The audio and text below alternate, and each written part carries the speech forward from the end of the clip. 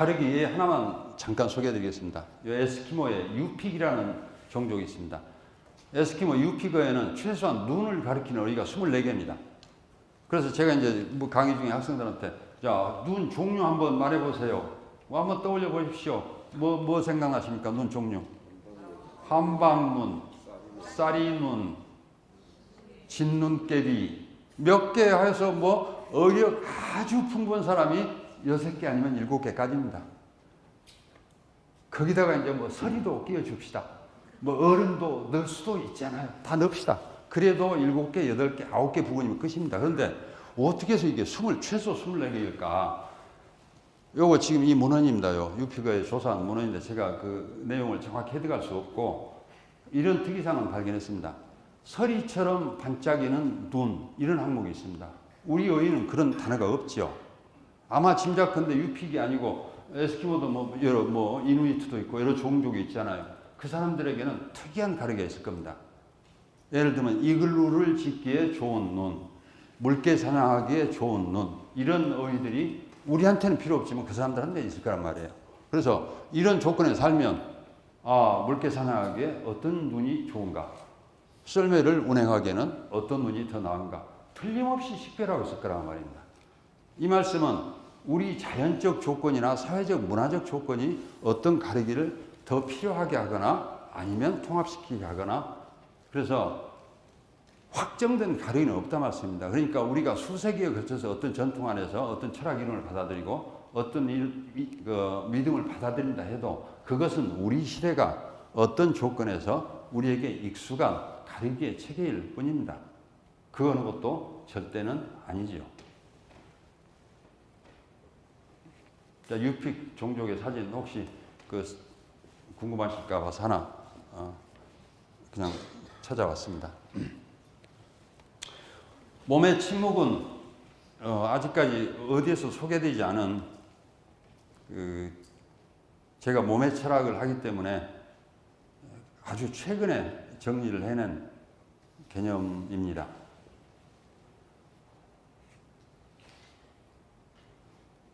이 소제목 보시면 숨겨진 몸이 있습니다. 지금 우리가 알고 있는 몸은 글쎄요, 뭐라고 이름을 붙여야 될까요? 그냥 우리 몸입니다. 그런데 우리가 알고 있는 몸이 아닌 우리 의식에 지금 포착되지 않은 몸의 질서가 있단 말입니다.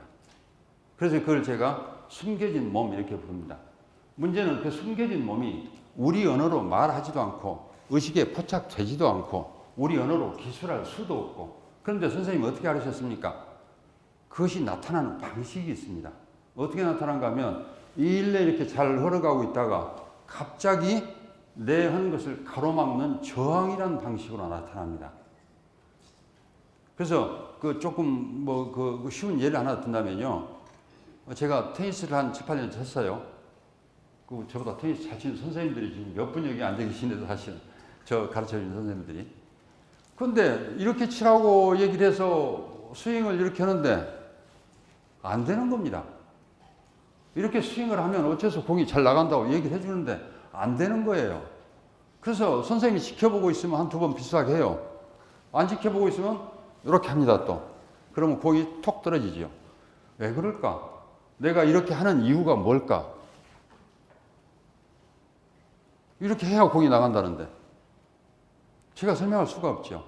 그런데 이게 제한테 어떤 축적되진 히스토리의 발현일 거란 말입니다. 의식을 못하지만 내가 이렇게 하는 데는 지금 무슨 이유가 있을 거예요, 몸이. 그런데 내 의식으로는 설명할 수는 없죠. 그러니까 계속 실패하는 겁니다.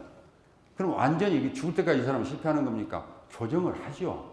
근데 그 교정하는데 2년이 걸리고 3년이 걸리고 나이 더 들면 4년이 걸리고 이렇습니다. 그럼 이 저항하는 몸이죠. 내가 테니스 좀 쳐보겠다는데 자꾸만 내 손이 이런다니까요. 남의 손이 아니고. 누가 이렇게 밀어서 그렇습니까? 자기 혼자 그런다니까요. 이 동작이 어디서 나오냐 말이죠. 그 추정해보면 제가 의식하지 못했지만 제 의식 저변에서 내 몸이 축적해온 어떤 역사가 있을 겁니다. 그것이 발현되고 있는 겁니다, 지금. 그런데 이게 제 인생에 도움이 안 되죠. 또 역설적으로 생각하면 인생에 도움이 됐을 수도 있죠. 테니스가 안 되니까 공부나 열심히 해야죠. 그거 알 수 없는 겁니다. 그러나 제가 테니스를 치려고 하는 시점에서는 이건 저항이고 저한테 저를 가로막는 것이죠. 그래서 그 역사를 추적을 제가 이런 방식 저런 방식에서 몇 개 이제 증거들을 한번 찾아봤는데 그 첫 번째 증거는 월터 캐논이 얘기한 몸의 지혜입니다. 이건 1932년 책이에요. 우리 몸은 내가 의식하든 못하든 체온, 혈류, 혈당량, 호르몬 이런 것들 자동 조절합니다. 내가 전혀 의식하지 못하죠. 죽을 때까지 내가 어떻게 지금 혈당을 조절하는지, 혈류를 내가 어떻게 조절하는지 의식하지 못합니다. 그러나 몸이 그것을 조절하죠. 체온도 그런 식으로 조절합니다. 그래서 그 캐논은 이 몸이 이런 작용이 자동적으로 일어나는데 어디를 향해서 일어나고 있는 것일까? 이것을 정리해서 우리 유기체가 전체적인 평형을 유지하기 위한 이 몸의 노력으로 그렇게 정리를 했습니다. 그래서 그 평형 유지를 호미오스테시스라는 이름으로 붙였는데 지금 항상성으로 번역합니다. 뭐 다른 번역도 있습니다. 가장 일반적으로 쓰는 항상성이에요. 그러니까 항상성을 유지하기 위해서 우리 몸이 내 의식하든 말든 나 모르는 사이에 작동하고 있는 겁니다. 최근에는 1988년에 이 펜실베이니아 대학 교수인 그 스털링 교수하고 아이어라는 사람이 이 항상성 개념을 지금 알로스테시스라는 개념으로 바꿨습니다. 좀 수정했다고 해야 되나? 그래서 이 수정 내용은 이렇습니다. 호미오스테시스는 내가 평형을 유지하려면 이러이러한 그래프를 내가 유지해야 평형이 유지될까? 이게 이때 설정값이라는 거, 세트포인트라는 설정값이죠. 설정값이 정해져 있다고 생각하는 겁니다. 그런데 상황이 바뀌면 설정값 자체가 바뀝니다. 설정값 자체도 바뀌고 또 몸이 그 바뀐 설정값에 맞게 움직여서 또 평형을 유지하는 거예요. 그러니까 항상성이 제가 이제 편의상 말씀을 드리면 정적 평형 유지라면 알로스테시스는 동적 평형 유지라고 말씀드릴 수 있을 것 같아요. 이 평형의 설정값들이 계속 따라서 바뀌어가니까 환경에 따라서. 그래서 이게 요즘에는 이제 대체적으로 많이 쓰는 개념인데 일단은 이것을 쓰든 변형성이 더 현실적인 것 같죠. 현실적인 설명이에요. 그래서 이 개념을 받아들이면 맨 처음에 호미오스테시스라는 개념이 나왔을 때 여기에 의지해서 나온 개념은 스트레스 이론입니다.